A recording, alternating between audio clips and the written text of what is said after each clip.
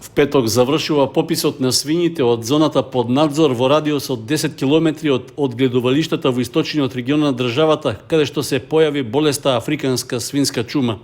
Според најавите, се очекува бројот на свињите да биде нешто поголем од првичните предпоставени податоци. Веднаш по завршувањето на евиденцијата ќе почнат и клиничките прегледи и тестирање на свињите, кои во рок од 24 до 48 часа кои треба да покажат дали има присуство на вирусот. Здравите свињи од фармите со ниски биосигурносни мерки ќе мора да завршат во кланица, а оние кај кои ќе се открие болеста ќе завршат во специјална санитарна јама во Делчевската депонија. Во Пијанечкиот регион досега не е регистриран нов сомнителен случај на африканската свинска чума. Освен Делчевските села, во оваа фаза се опфатени и 4 населени места во општина Македонска Каменица, како и едно населено место во Виница. Пописот засега помина без проблеми на терен. Евиденцијата на свињите се прави во целата држава, а тоа е една од мерките што Агенцијата за храна и ветеринарство ги донесе за справување со ова екстремно заразно заболување. Се уште е на сила забраната за лов на сите видови дивеч во источниот регион, вклучително и на диви свињи, што се смета за главен преносител на болеста. Забраната за нејзин одстрел предизвика наезда на диви свињи во Кочанско и Делчевско, а многу од нив се симнаа и во селата во потрага по храна.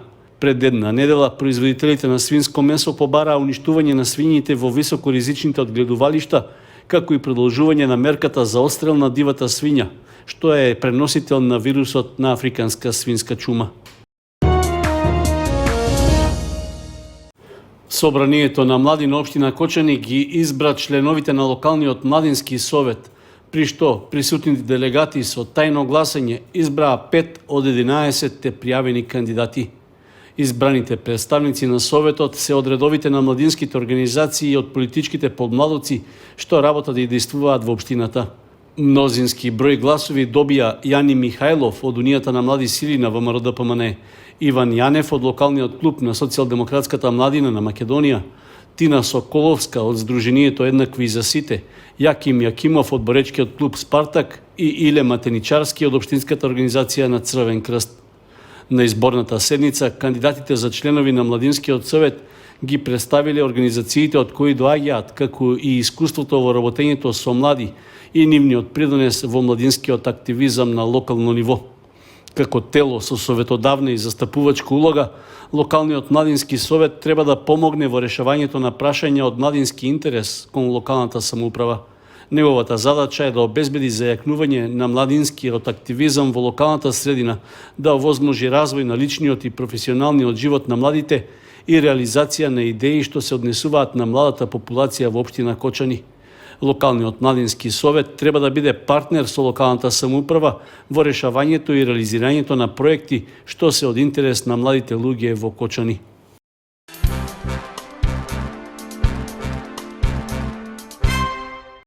Министерството за образование и наука испрати допис до училиштата во наредните денови, додека учениците се на зимски распуст, да не се оди на работа со цел да се заштеди енергија. Во дописот до директорите на училиштата се вели дека не треба да се организираат работни активности за наставниците, за стручните соработници и за административно-техничкиот кадар, освен за техничкиот кадар што е неопходен за обезбедување на објектите и имотот на училиштата. Препораката се однесува за периодот од 20 до 26 јануари, додека се користи зимскиот одмор за учениците.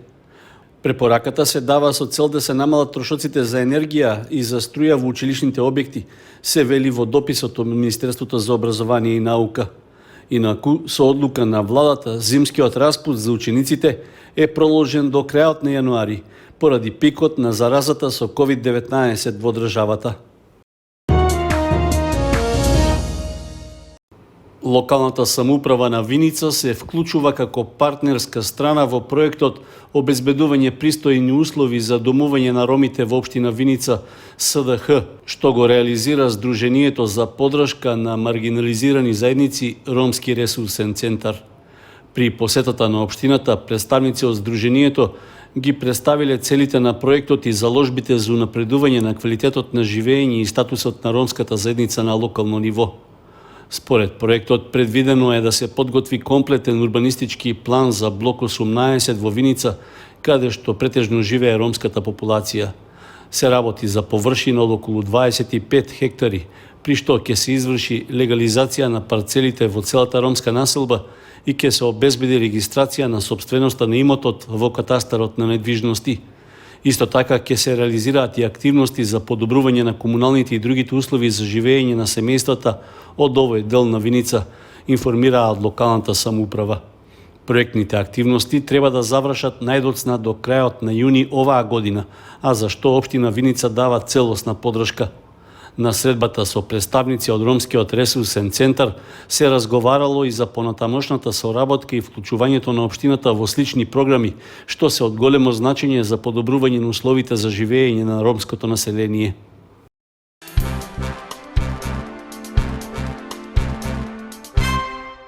Цела година доцни чистењето и затворањето на несоодветните депонии и ѓубриштата во источниот и североисточниот регион. Иако постапката се најавуваше за крајот на јануари минатата година, таа се уште не е почната. Трошоците за активноста беа планирани на 9 милиони евра, со кои требаше да се отстрануваат купиштата ѓубре на нестандардните депонии од јавните комунални предпријатија, како и од дивите депонии на кои несовесни граѓани сфрлаат отпад на забранети локации. Со активноста требаше да се исчистат несоодветните депонии што се создадени на териториите на општините Чешиново, Блешево, Зрновци, Карбенци и Старо Негоричани, а беше предвидено и комплетно затворање на депониите во Кратово, Крива Паланка, Пробиштип, Виница, Берово и Македонска Каменица.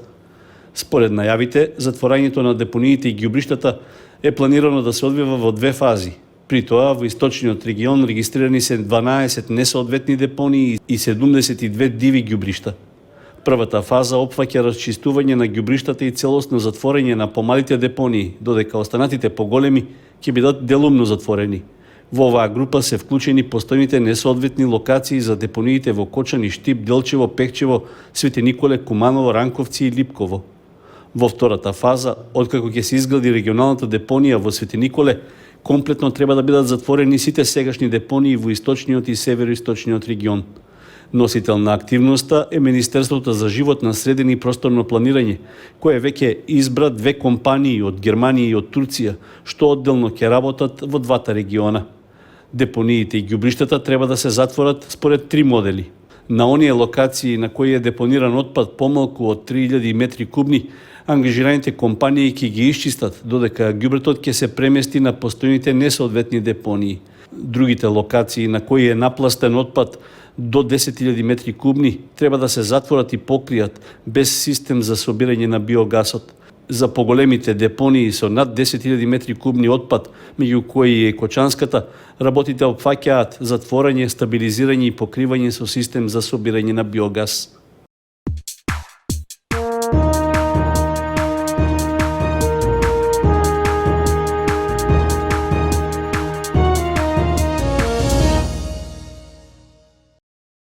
На самиот почеток од оваа календарска година, пленарскиот спортски клуб Осогово од Кочани почна со исполнување на годишниот план за работа.